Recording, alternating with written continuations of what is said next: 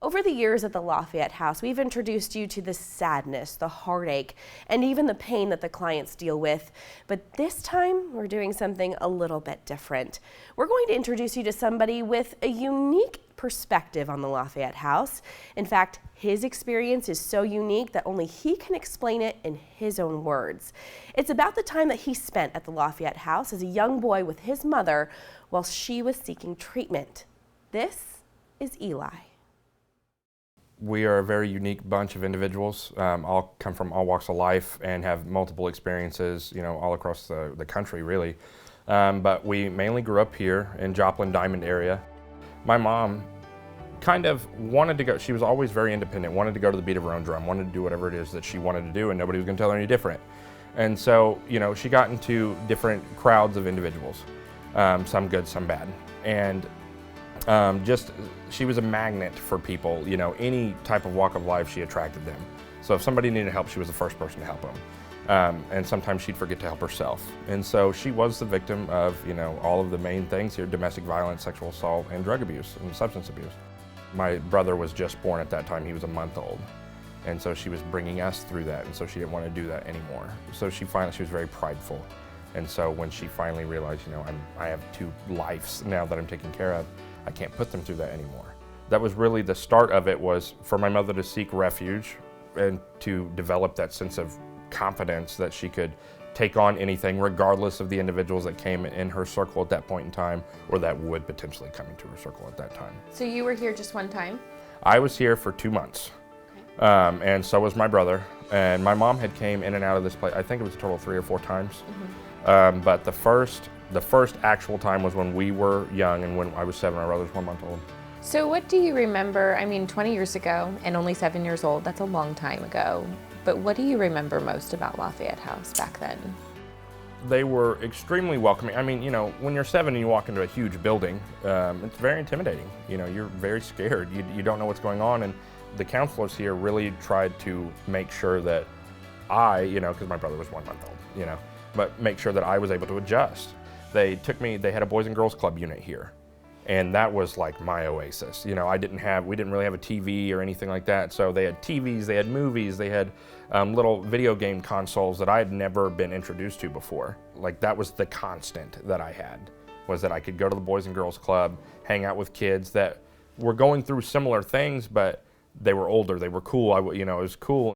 Do you think people should be surprised that there are kids here? When, we think about rehab facilities, a lot of people assume that it's just that individual person who's here receiving services, but it really can be a huge benefit for women to be able to have their children here with them, because for many people that can be kind of a deterrent sometimes, for them to go and get the help that they need, because there's nobody to watch their kids or nobody to take care of them. I think it's always great to kind of be able to watch those kids blossom over time, especially as mom learns new skills and kind of rebuilds that connection.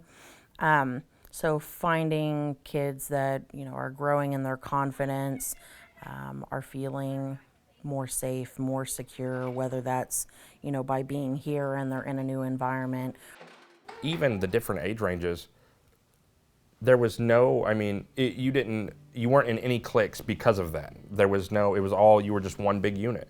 You all would watch a movie together, or you all would play a game together, you all would go outside together. There was no time where it was just like, oh, well, that's Eli. His mom's here because of this. Don't talk to him because of that. That'll happen to you. You don't want anything like that. Everybody was really opening and welcoming, in the sense that everybody knew, even at a young age, subconsciously, that we were all there for a reason, some reason or another, in the same capacity. But nobody ever judged anybody because of it. But I would come here and I know that my friends would be there, no matter what. Even if it was when I was 7, even if it was the 12-year-olds, they were cool. They would help me read, and stuff like that, and just make sure, like, I was doing my math homework and stuff like that. And I even remember the Boys and Girls Club staff.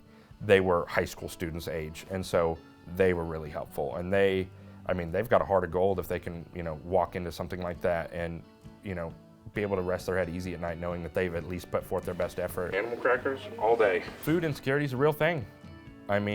And it is difficult for some parents to be able to provide a home-cooked meal every time, every day, religiously, breakfast, lunch, and dinner. Pop-Tarts was the big thing for me. And so, if we could never afford Pop-Tarts, but when they had Pop-Tarts here, that was the one thing I wanted to go to. And it was always like the cherry Pop-Tart or the wild berry Pop-Tart. And I remember it very distinctly.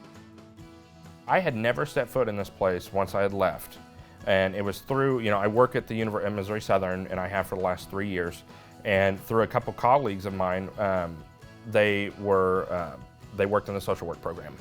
And so they are essentially training new individuals to help deal with kids like me. And I'm very open about it because there's no sense in holding it back because you never know who else is going through it and they just don't know if there's anybody they can talk to about it. But it is all about giving. It is all about service. It is all about, instilling the values of our respective organizations into the community. As time passed, Eli didn't think too much about his time spent at the Lafayette House, but as fate would have it, a coworker of his suggested he reach out to the Lafayette House and see how he could get reconnected. That's when he met Louise Secker, the Director of Development. It was around September, and I was like, man, and I got to thinking about it. I was like, it's been 20 years, is November, October, November.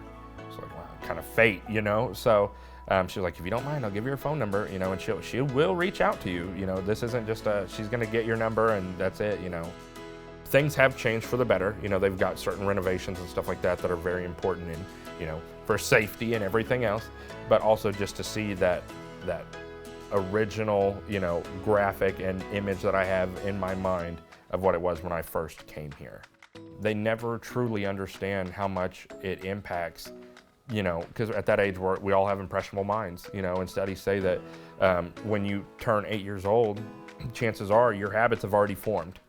And so if you can get it in at an early age, the kid's going through all those traumatic experiences, but they can read a book or play with the toys or whatever it is to provide them that sense of normal. It means more to them than they understand, and it means more to us than they will ever realize. And so, honestly, thank you. Do I know? I don't know if I would be where I am if it wasn't for my mom getting that second chance. As you have seen, the Lafayette House is ever changing and always working to improve the services it offers clients so they can get back to their everyday lives. Now, you may never know who's walking in through those doors by the way they look or by the way they talk, but you also may never know who you might be helping. So when you think of the Lafayette House, just remember, you could be helping the next Eli.